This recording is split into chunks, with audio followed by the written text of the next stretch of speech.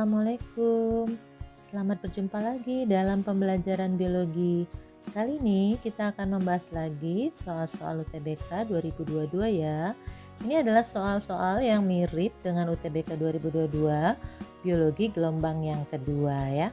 Jadi kalian bagi yang belum mengikuti UTBK pada gelombang kedua, punya kesempatan untuk menyimak dengan baik. Mana tahu soal ini akan muncul lagi pada UTBK pada saat kamu melaksanakannya nanti ya. Oke, kita simak satu persatu soalnya. Yang pertama adalah ekosistem interaksi antar populasi. Hubungan interaksi antara semut pemotong daun dengan jamur Basidiomycetes adalah A. Mutualisme, B. Komensalisme, C. Parasitisme, D. Predasi, E. Kompetisi. Nah, untuk menjawab soal ini ya, kita lihat ya, ini adalah kelompok yang namanya semut pemotong daun. Jadi mereka ini akan mengangkut semut ini nanti akan difermentasi oleh Basidiomycetes. Jadi asosiasi antara semut pemotong daun dengan jamur, khususnya jamur Basidiomycetes, itu merupakan hubungan mutualisme berupa mekanisme pertanian fungi oleh serangga yang merupakan salah satu hal yang menakjubkan hingga saat ini ya. Dan interaksi ini diketahui telah ada selama lebih dari puluhan juta tahun. Model simbiosis mutualisme ini berlangsung saling menguntungkan di antara keduanya terkait nutrisi, perlindungan, dan penyebaran propagul ya. Jadi mereka ini adalah hubungan antara dua individu atau dua populasi yang saling menguntungkan, yaitu jawabannya adalah A ya, mutualisme. Oke, kita lanjutkan lagi soal nomor 2 tentang ekosistem, masih tentang bioma ya. Pada part yang ketiga kamu sudah menyimak tentu ya, ada bioma ada 7, kamu bisa melihat kembali nantinya ya kalau belum menguasainya. Oke, kita lihat ya, bioma itu yang ditanyakan di soal ini adalah bioma yang memiliki curah hujan rendah dan tidak merata. Jadi kayaknya soal ini sering muncul ya. Nah, ini sangat mudah ya jawabannya ya, sudah muncul pada gelombang pertama pun dia sudah sering muncul. Nah, ini adalah jawabannya adalah savana ya. Jadi langsung aja ya, dia memiliki curah hujan yang rendah dan tidak merata ya. Dan dia banyak ditumbuhi oleh padang rumput yang diselingi beberapa pohon. Kalau ada pohonnya sejenis namanya bioma murni, kalau dia savana murni ya, kalau dia ada pohonnya beraneka ragam namanya savana campuran ya. Oke, kita langsung aja ya, sudah cukup jelas ya untuk bioma ini, sudah sering diulang-ulang.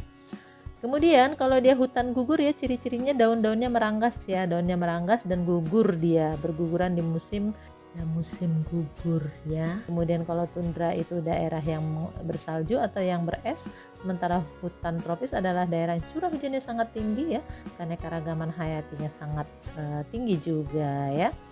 Kemudian kalau taiga dia adalah hutan konifer ya, di mana ditumbuhi oleh daun-daun yang pohonnya daun-daunnya menjarum gitu ya. Oke, kita lanjutkan lagi ya soal nomor 3 tentang ekosistem interaksi antar makhluk hidup. Serangga ini menusuk larva bertujuan untuk ya. Jadi kita perhatikan ya pada gambar ini adalah tawon ya, tawon yang menusukkan alat bagian perutnya paling ujung itu seperti bentuk jarum ya. Jadi dia menusukkannya ke dalam larva atau ulat. Apa tujuannya? Itu pertanyaan soal ya. A. Membunuh mangsanya, B. Memberi makan larva, C. Memasukkan telur-telurnya, D. Menghisap cairan dari larva, E. Memakan larva. Nah, jadi kalau yang namanya makan kan lewat mulut ya. Nah, jadi ini dia punya alat tusuk tuh di bagian abdomen, bagian ujungnya tuh ada punya alat tusuk. Apa itu? Jadi ini adalah tawon termasuk ordo Hymenoptera. Sebagian besar tawon sebagai parasit dengan menaruh telurnya di tubuh hewan lain. Tawon betina memiliki organ berbentuk tabung untuk menaruh telur ya, sehingga nama lain daripada alat ini disebut dengan ovipositor ya. Dia semacam jarum suntikan yang memiliki beragam fungsi di ujung perut. Ovipositor ini bisa berfungsi untuk membor pohon, mengengat serangga, menaruh telur di dalam larva atau ulat. Seperti yang terlihat pada gambar adalah menaruh telur di dalam larva atau ulat ya. Jadi tawon ini adalah tawon parasitoid yang menjaga mangsanya agar tetap segar. Karena ya nanti telurnya setelah dimasukkan, ulat ini akan tetap hidup. Lalu telur-telur itu akan berkembang di dalam ulat ini sampai menetas dan akan keluar dari tubuh ulat. Setelah keluar dari tubuh ulat ya, maka ulat yang menjadi tempatnya sebagai tinggal selama ini sebagai inangnya itu nanti akhirnya mati ya. Jadi setelah ulat-ulat itu jadi pupa, baru ulat inangnya ini mati gitu ya. Jadi dia harus mempertahankan ulat ini tetap segar untuk memberi nutrisi kepada telur-telur yang ditinggalkannya gitu ya. Jadi dia tidak membunuh mangsanya, yang A itu salah, yang B memberi makan larva enggak juga, memasukkan telur-telurnya itulah tujuannya. Menghisap cairan larva tidak, makan larva juga tidak. Maka jawaban yang tepat adalah C ya. Oke, kita lanjutkan lagi soal nomor 4. Struktur dan fungsi tubuh tumbuhan tentang biji. Ini adalah soalnya pasangan nama yang tepat untuk bagian biji jagung yang sesuai pada gambar adalah. Jadi ini adalah gambar biji jagung ya. Jadi di situ diberikan nomor 1 katanya kotiledon, 2 adalah koleoptil, 3 adalah perikarp, 4 adalah plumula daun, 5 adalah endosperma ya. Jadi kita harus tahu namanya bagian-bagian tersebut. Nah, kita bantu ya dengan gambar untuk menjawab soal ini ya. Jadi ini adalah gambar daripada biji ya. Jadi yang nomor 1 itu namanya adalah kulit biji perikarp ya. Jadi nomor 1 tuh tidak pas ya pasangannya ya. Terus yang nomor 2 itu adalah kotiledon atau scutellum ya. Jadi nomor 2 juga pasangannya tidak pas. Kemudian yang nomor 3 itu adalah plumula daun. Salah juga ya yang C ya. Kemudian yang keempat itu adalah meristem apikal akar. Nanti dia akan menjadi bagian meristem akar ya. Nah, jadi nomor 4 juga salah. Dan yang kelima itu adalah endosperma ya. Jadi inilah jawaban yang benar ya. Jadi jawabannya adalah E. Oke, kita lanjutkan lagi. Struktur dan fungsi tubuh tumbuhan ini adalah tentang umbi pada singkong ya. Jadi jaringan pada gambar umbi pada singkong yang ditunjuk huruf X adalah ya. Jadi ini jawabannya ada xilem, floem, cambium, epidermis, cortex. Nah, jadi kan kalau kita biasanya kan belajar tentang jaringan akar dan batang secara umum. Nah, ini jaringan umbi singkong tuh sebenarnya bagian dari akar. Jadi dia mirip-mirip juga dengan jaringan akar ya. Jadi kita perhatikan ya, yang ditunjuk X itu apa gitu kan. Jadi yang xilem itu di mana posisinya? Xilem ini ya. Jadi posisi xilem itu di bagian yang kita makan itu. Misalnya kita makan singkong, ini sebenarnya kita makan juga nih xilemnya ini karena di situ banyak cadangan makanan parenkim yang mengandung amilum ya di sekitar xilem ya. Kemudian kalau floem itu bagian dari kulit daripada singkong itu, dia akan terbuang ya. Jadi kita tidak akan memakan floemnya karena dia bagian daripada kulit singkong. Kemudian bagian berikutnya adalah cambium ya. Cambium adalah meristem sekunder yang menumbuhkan xilem ke arah dalam, floem ke arah luar ya. Jadi di dalam umbi, di dalam singkong itu pun tetap ada cambium yang menyebabkan singkong itu bisa membesar juga ya karena aktivitas dari meristem sekunder dari cambium. Kemudian kalau epidermisnya di sini kan dia sudah mengelupas ya, jadi tidak ada. Jadi kelihatan di situ sudah mengelupas ya. Dan korteks itu cortical parenchyma itu adalah bagian daripada korteks ya. Jadi korteks itu sebenarnya merupakan jaringan parenkim juga ya. Terus bagian yang kita makan yang mana ya? Tadi sudah dikatakan xilem, di sekitar xilem ada namanya parenkim ya. Parenkim penyimpan makanan. Nah, di situ banyak tuh. Parenkim penyimpan makanan, di sini banyak yang tersimpan yang namanya makanan berupa zat pati atau zat tepung. Nah, disinilah beradanya ya. Jadi dia yang kita konsumsi itu adalah bagian parenkim beserta dengan xilem vesselnya ya. Oke, jadi yang ditunjuk pada X adalah xilem ya. Oke, kita lanjutkan lagi ya. Jadi jelas jawabannya. Kita lanjutkan lagi nomor 6. Virus COVID-19 telah banyak berkembang membentuk varian-varian baru. Hal ini disebabkan ya A. Tersusun atas asam nukleer DNA dan RNA. B. Mudah menginfeksi tubuh inang. C. Mudah berkembang biak. D. RNA-nya mudah bermutasi. E. RNA-nya mengalami replikasi. Nah, jadi yang namanya virus COVID ini ya, virus COVID ini kenapa dia mudah menjadi varian-varian baru ya, karena dia mudah bermutasi ya. Jadi dia kalau mengalami replikasi, hasil replikasinya itu berubah ya, terus berubah ya.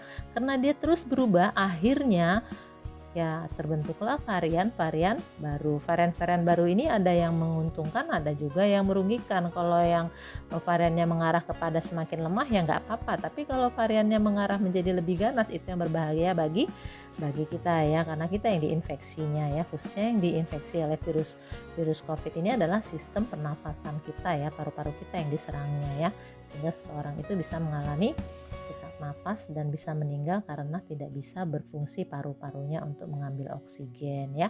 Jadi sudah jelas ya kenapa dia mudah membentuk varian-varian baru, karena dia mudah bermutasi. Oke, jawabannya D. Oke, silahkan kalian subscribe dulu, like and share bagi yang belum. Bagi yang sudah, terima kasih ya. Dukung ya supaya channel ini berkembang. Oke, terima kasih yang sudah subscribe, like and share. Oke ya, kita lanjutkan lagi tentang soal ketujuh ya, tentang mutasi, yaitu tentang mutasi gen. Diketahui normal dengan basa nitrogennya adalah CTT, GCA, AAA, GG, CGA. Nah, sementara mutannya CTA, GCG, AA, TG, CCA. Nah, pertanyaannya, jumlah basa nitrogen yang bermutasi dan jenis mutasinya adalah ya. Pilihannya adalah A, 2 transisi, 2 transversi, 1 transisi, 3 transversi, C, 4 transisi, D, 3 transversi, E, 4 transversi. Oke, kita lihat ya. Cara mengerjakannya, kita tuliskan dulu semuanya normal dengan mutannya. Kita perhatikan apa sih yang berubah ya, kita sejajarkan basa nitrogennya ya. Kita perhatikan di situ ada T berganti dengan A dengan G, G dengan T, G dengan C ya. Nah, untuk menentukannya kita harus paham dulu ya bahwasanya DNA itu punya purin dan pirimidin. Purinnya adenin dan guanin. Pada DNA, pirimidinnya sitosin dan timin. Sementara kalau pada RNA, purin, adenin, dan guanin, pirimidinnya sitosin dan urasil. Dalam hal nanti terjadi sintesis protein, mereka akan berpasang-pasangan ya.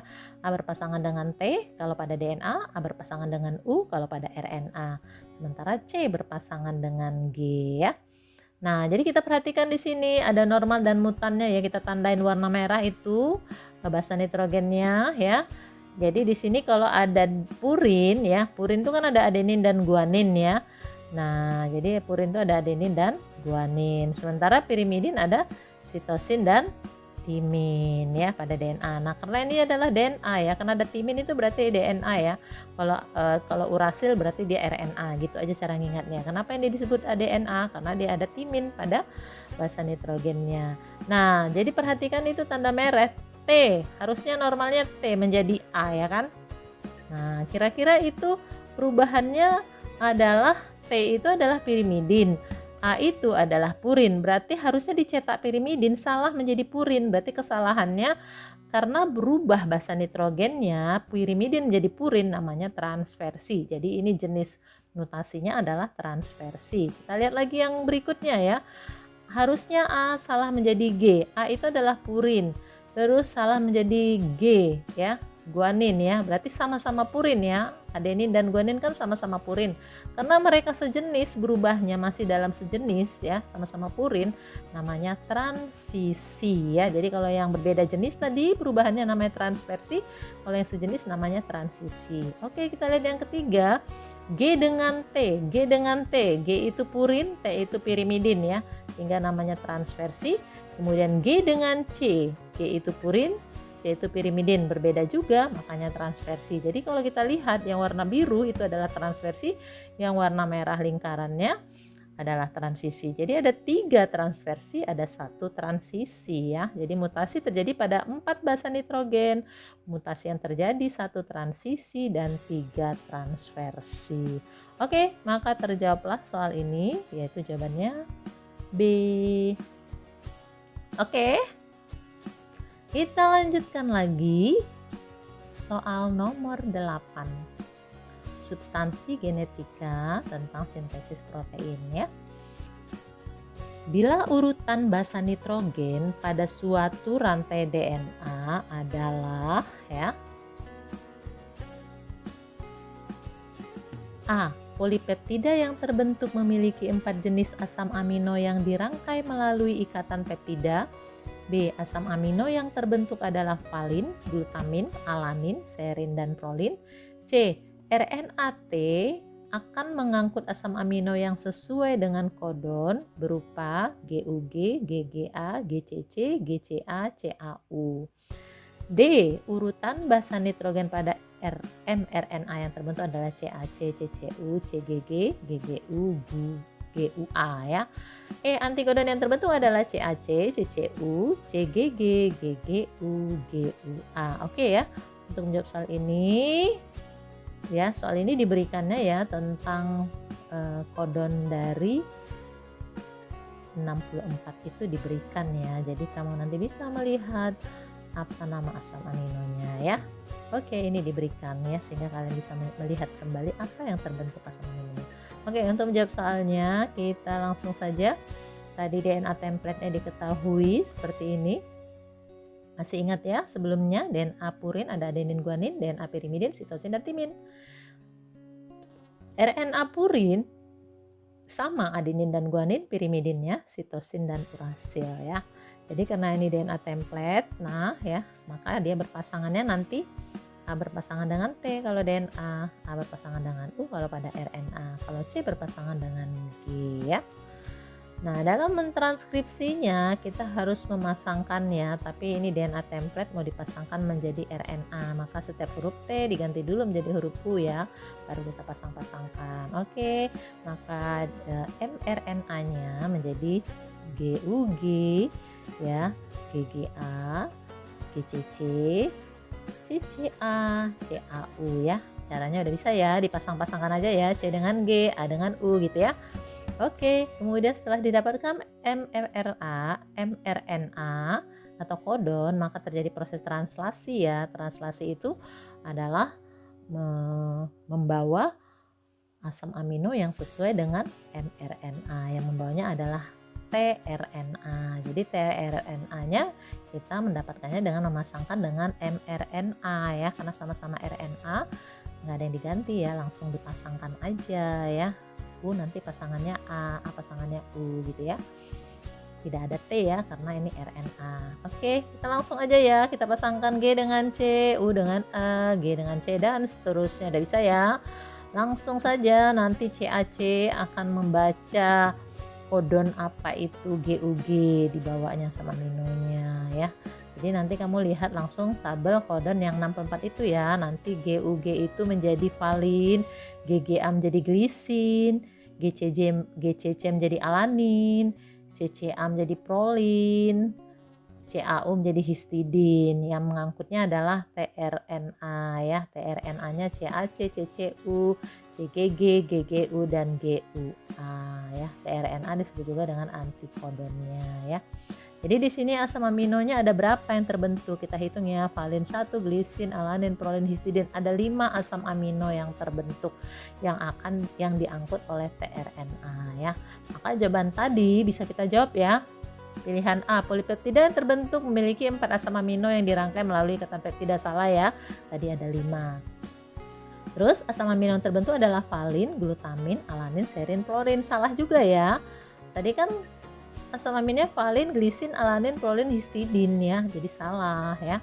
Yang C, tRNA akan mengangkut asam amino yang sesuai dengan kodon berupa GUG, GGA, GCC, GCA, CAU. Oke, kita lihat lagi ya. Salah ya. tRNA-nya CAC, CCU, CGG, GGU, gua ya kan. Salah kan?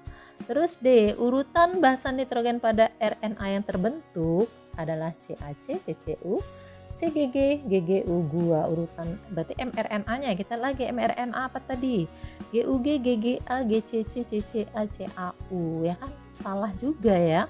Nah, yang E, antikodon yang terbentuk adalah CAC, CCU, CGG, GGU gua. Oke, antikodon tadi ya. Ini ya, benar ya antikodonnya ya. Antikodonnya itu tRNA ya, sudah benar ya. Oke, maka jawabannya sudah jelas. Oke ya, bisa jelas? Baik, kita lanjutkan soal nomor 9. Hewan ini memiliki rahang yang dilengkapi dengan gigi-gigi yang tajam, termasuk ke dalam kelompok ya. Jadi ini adalah Animalia, Arthropoda, Insecta ya. Jadi ini pertanyaannya kelompok ordo apa, Insecta ordo dari apa gitu ya. Nah, kalau kita perhatikan ini adalah semut ya. Semut banteng namanya ya. Kenapa dikatakan semut banteng? Karena semut ini mempunyai kekuatan yang luar biasa ya, seperti banteng gitu mungkin ya diumpamakan ya. Nah, jadi dia ini termasuk kelas Insecta ya. Jadi dia Animalia, kingdomnya Animalia, filumnya Arthropoda, kelasnya Insecta, ordonya Hymenoptera ya. Jadi sudah terjawab, jawabannya adalah D. Selanjutnya, serangga ini memiliki rahang yang dilengkapi dengan gigi-gigi yang tajam yang berfungsi untuk mencengkram kuat mangsanya ya. Nah, serangga ini memiliki racun untuk melumpuhkan mangsanya ataupun predatornya ya. Jadi dia punya keistimewaan ini ya. Terdapatnya di Australia ya. Nah, jadi ini kalau mau kita lihat masing-masing contoh dari pilihan-pilihan ini, kalau Coleoptera itu kan kumbang ya. Jadi kumbang ya. Kumbang itu termasuk Coleoptera. Kalau Optoptera itu contohnya jangkrik. Hemiptera contohnya kutu kasur. Hymenoptera ini contohnya ini lebah, semut ya. Termasuk ini adalah semut. Kemudian Diptera contohnya nyamuk dan lalat ya. Jadi sudah jelas ya, jawabannya adalah D. Oke. Soal yang terakhir ya.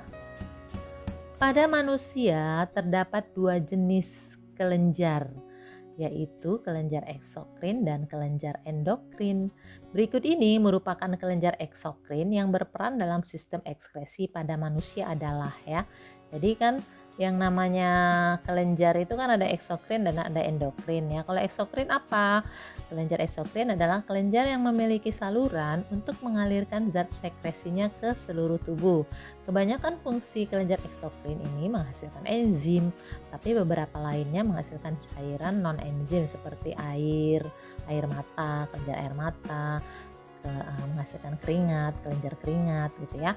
Nah, contoh-contoh kelenjar eksokrin adalah kelenjar ludah ya, kelenjar pankreas, kelenjar keringat, glandula sudorifera, kelenjar minyak ya, itu namanya glandula sebaceae, kelenjar air mata namanya lakrimal ya.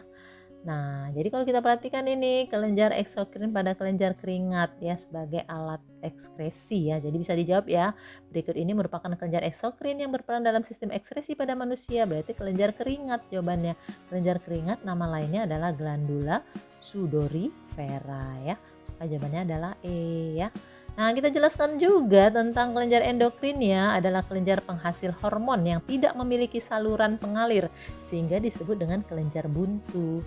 Hormon yang dihasilkannya akan disalurkan lewat aliran darah, nanti melalui darah bagian plasma darah yang mengangkutnya ke seluruh tubuh ya. Contoh kelenjar endokrin adalah kelenjar hipofisis, kelenjar parotis, kelenjar tiroid, kelenjar suprarenalis, dan kelenjar pankreas. Nah, di sini ada pankreas 2 ya, di kelenjar eksokrin ada, di kelenjar endokrin ada. Itulah dia kelenjar berfungsi ganda. Jadi kamu ingat ya, sudah pernah dijelaskan di part sebelumnya bahwa pankreas adalah kelenjar berfungsi ganda, menghasilkan hormon sekaligus juga menghasilkan enzim ya. Nah, untuk soal ini sudah terjawab ya. Jawabannya adalah glandula sudorifera atau kelenjar keringat. Oke, jawabannya E. Oke, sampai di situ dulu ya untuk pembahasan soal-soal mirip soal UTBK 2002 biologi yang didapatkan dari rekan-rekan kalian yang sudah mengikuti UTBK di gelombang kedua. Semoga memperkaya wawasan kalian untuk menghadapi UTBK gelombang kedua ya. Semoga yang belum melaksanakan UTBK semakin semangat lagi, semakin giat lagi belajarnya. Semoga lancar menghadapi UTBK-nya. Semoga lulus di jurusan yang dicita-citakan, di PTN yang dicita-citakan ya. Terima kasih atas perhatiannya. Semoga sukses selalu. Jangan lupa ya yang belum subscribe, subscribe dulu, like and share. Oke, sampai jumpa lagi. Assalamualaikum.